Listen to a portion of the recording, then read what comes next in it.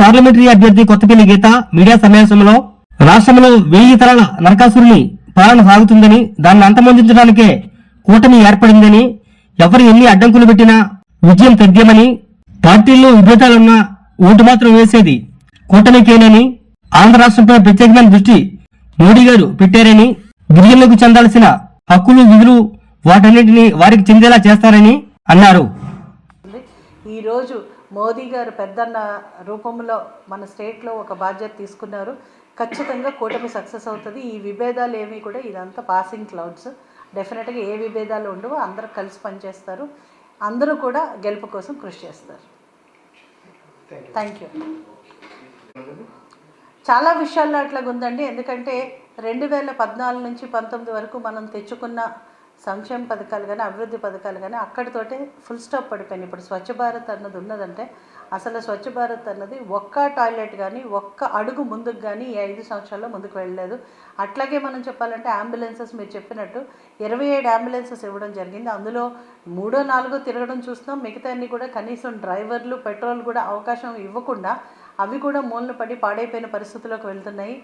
ప్రభుత్వం చాలా వరకు గిరిజన అభివృద్ధిని కంప్లీట్గా నిర్లక్ష్యం చేసింది. ఎందుకంటే సప్లాన్ నిధులు కంప్లీట్గా దోచుకుంది, డైవర్ట్ చేసేసింది. అలాగే ఇప్పుడు వరకు గిరిజన అభివృద్ధికి తోడ్పడిన ట్రైకార్ లోన్లు కూడా ఒక్కటి కూడా జరగకపోవడం మనం చూస్తున్నాం. అండ్ 25,000 కోట్లు ప్రతి గిరిజనుడికి ఒక గృహం కల్పించాలి, ఒక గిరిజనురాలు ప్రతి ఒక్కరికి కూడా ఒక గూడు కల్పించాలి అన్న దృక్పథంతో ఇచ్చిన నరేంద్ర మోడీ గారి ప్రభుత్వం ఇచ్చుంటే ఈ రోజు వరకు ఒక్క గిరిజనులకు కూడా ఒక్క ఇల్లు కూడా ఈ 5 సంవత్సరాలుగా రాని పరిస్థితి మనం చూస్తున్నాం. అలాగే ఆర్ఓఎఫ్ఆర్ పట్టాలు ఒక్క పట్టా కూడా ఇవ్వలేదు. సో ప్రభుత్వం ఈరోజు సెంట్రల్ గవర్నమెంట్ ఇచ్చిన ప్రతి కార్యక్రమాన్ని కూడా గిరిజనులకి చేరకుండా నిర్వీర్యం చేసేసింది. మీరు చూస్తే సర్పంచ్ గ్రాంట్లు ప్రతిదీ కూడా లాగేసుకున్న పరిస్థితి చూస్తున్నాం. ఉజ్వల్ యోజనలో లైట్లు ఇచ్చినా కూడా లైట్లు కరెక్ట్గా పనిచేయకపోవడం, వాళ్ళు దాన్ని కూడా ఎక్స్ప్లాయిట్ చేయడం వల్ల ఇంకా చివరికి పాలు ప్యాకెట్లు కూడా ఎక్స్పైర్ అయిపోయిన పాలు ప్యాకెట్లు ఇచ్చి ప్రజలు మోసం చేస్తున్న పరిస్థితి ఈరోజు చూస్తున్నాం. ఎందుకంటే కేంద్రం రాష్ట్రం 2 సమన్వయం చేసుకుని ముందుకు వెళ్ళినప్పుడే మనం అభివృద్ధిని కరెక్ట్గా అందించగలిగే పరిస్థితి ఉంటుంది.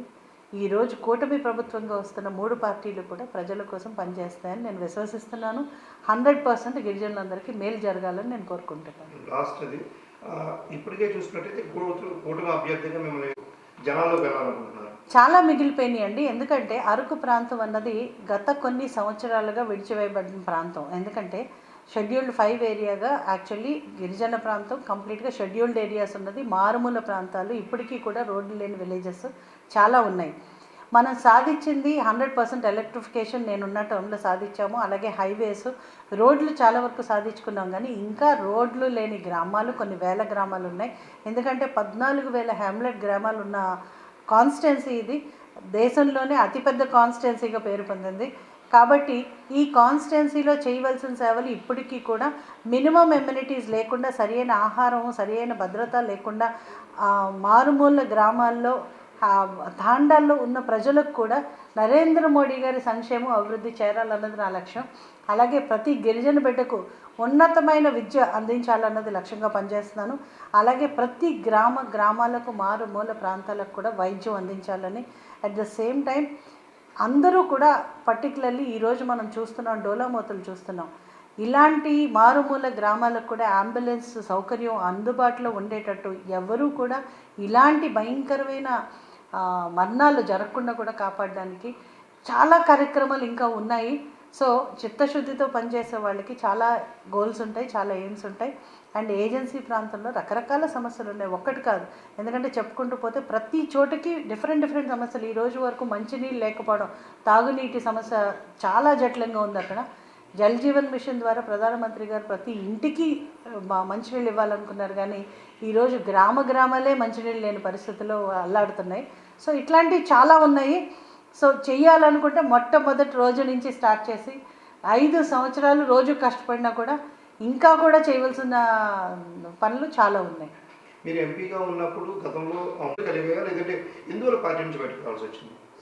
అంటే 10 సంవత్సరాల నుంచి ఇదే ఆ క్వశ్చన్కి ఆన్సర్ చెప్తున్నాను. అప్పుడు చెప్పాను, ఇప్పుడు అదే చెప్తున్నాను.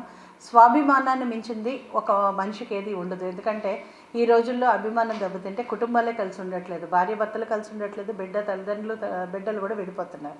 అలాగే అభిమానం దెబ్బతింటే స్వాభిమానం సెల్ఫ్ రెస్పెక్ట్ అన్న దెబ్బతిన్న తర్వాత ఎక్కడ కూడా ఉండలేము. ఆ సెల్ఫ్ రెస్పెక్ట్ దెబ్బతినడం వల్ల ఆ రోజు నేను వైసీపీ పార్టీకి ఫస్ట్ దూరంగా జరగడం జరిగింది.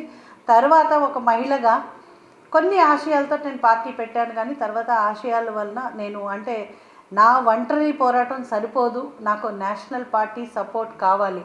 ఎందుకంటే నరేంద్ర మోదీ గారు ఏదైతే సంకల్పంతో ముందుకెళ్తున్నారో ఆయనతో పాటు నా కృషి కూడా జోడిస్తే డెఫినెట్గా ప్రజలకు మంచి చేస్తాను అన్న ఒక నమ్మకంతో నేను పెట్టిన జనజాగృతి పార్టీని బీజేపీలో మర్జ్ చేసి ఈరోజు బీజేపీలో కూడా వైస్ ప్రెసిడెంట్గా ఉన్నాను.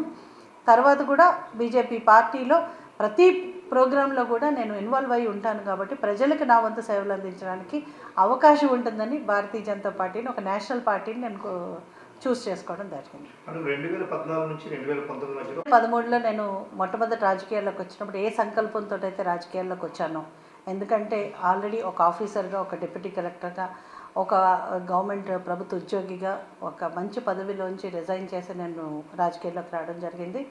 కేవలం నా తండ్రి గారి ఆశయం గిరిజనులకు, నా గిరిజన సోదరుమణులకు ఎవరైతే కంప్లీట్గా మినిమం ఎమ్యూనిటీస్ కూడా డిప్రైవ్ అయిపోయి ఉన్న మారుమూల ప్రాంతంలో ఉన్న ప్రతి అక్క చెల్లెమ్మలకు మంచి చేయాలన్న ఆలోచనతో నేను రాజకీయాల్లోకి రావడం జరిగింది. అలాగే 2007లో గీతా సొసైటీ పెట్టినప్పుడు కూడా మారుమూల ప్రాంతాలకు వైద్యం, విద్య అందించడం జరిగింది.